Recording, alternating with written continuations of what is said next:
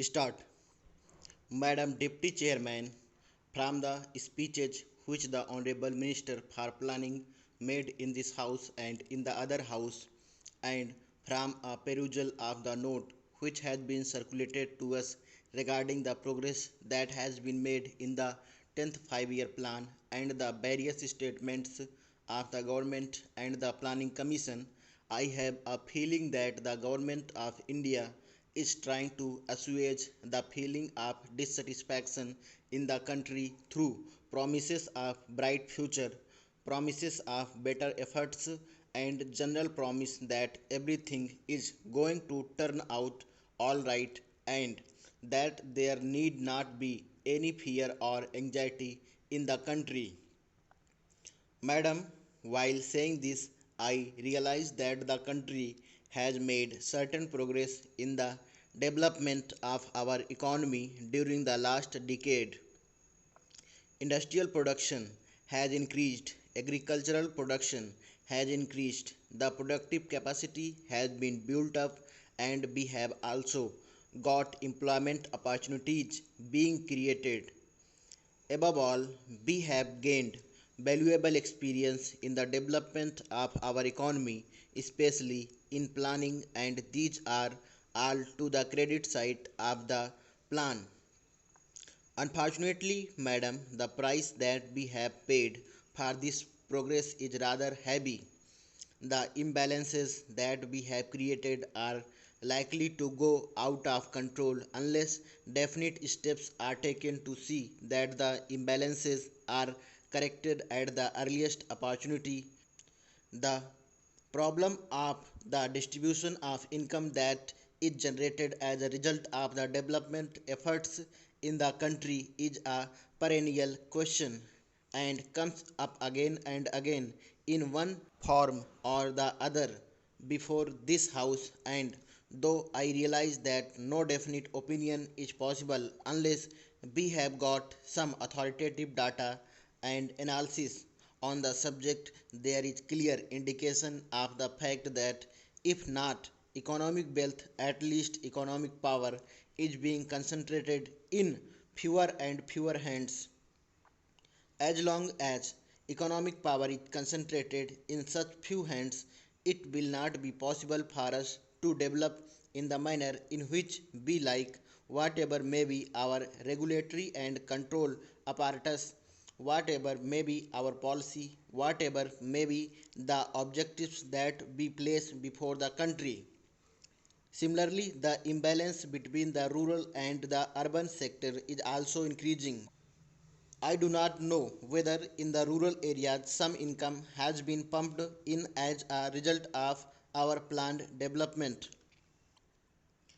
It is possible that the well to do peasants, the richer peasants, might have benefited as a result of our economic development, but as far as the rural area as a whole is concerned, the disparity and imbalance is definitely growing, and that is also a matter of concern.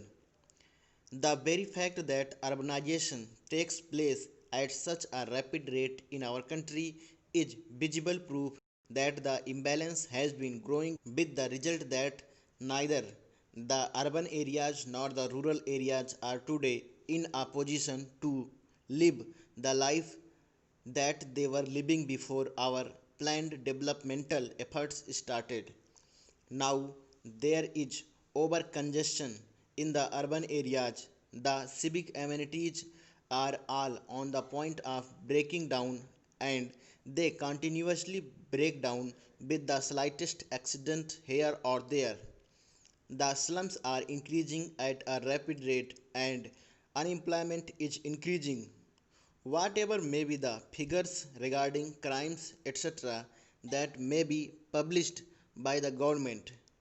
there is definite impression in the country that the crime situation is also deteriorating. That is because of the congestion in the urban areas, because of the difficulties due to lack of resources. They are unable to deal with the problems that arise as a result of this overcongestion, and the Problem of law and order becomes more acute as a result of this urbanization. Thirdly, the question of unemployment has also taken a rather serious turn, and when the government spokesman addresses homilies to others regarding the agitation against high prices and higher taxes, they completely forget that year by year one earner has to support more and more people, and we have got the authority of no less a person than the planning minister himself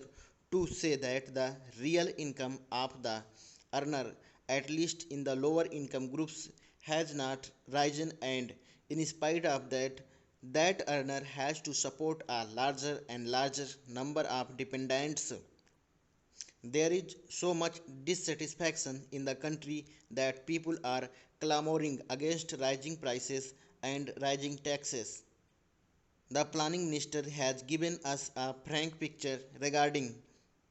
what has happened in the first year of the 10th plan period, and we are grateful to him for this frank picture.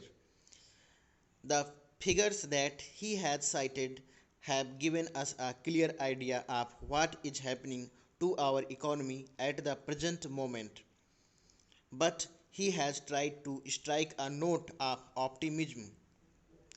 He has tried to explain the reasons that are responsible for this state of affairs, and he has also indicated that the Planning Commission is conscious